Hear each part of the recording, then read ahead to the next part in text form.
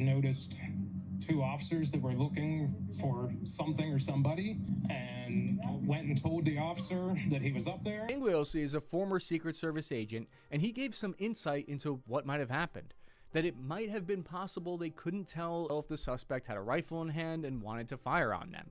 For 2 to 6 minutes at least, they're just completely zoned in on this guy. In 2 to 6 minutes, just 140 or 150, 200 yards away, wherever they are, they couldn't tell with all their technology whether or not he had a rifle. It beggars belief.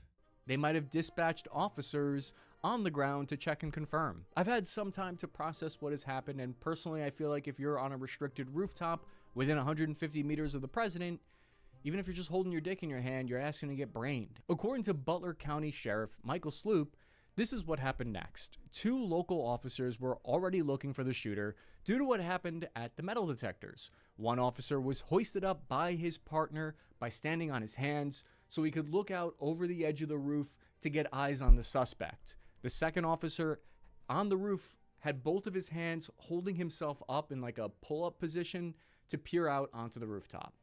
There's so much video of the incompetence of this response. So once Trump was shot and you had dozens of law enforcement officers trying to rush to the scene, they couldn't break through a fence, right? They'd never even rehearsed what to do if they were needed.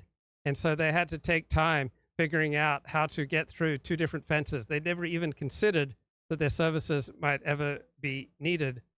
And the reason that law enforcement officers probably stayed inside the building if they weren't deliberately in on a plot to assassinate the president, the future president, and the former president, was that it was a hot day and they had air conditioning inside the building. So they encountered the shooter while he was on that roof. The gunman turned around and pointed his rifle directly at the officer, so the officer fell back down to avoid getting shot in the face. That's when the shooter took aim and fired at Trump.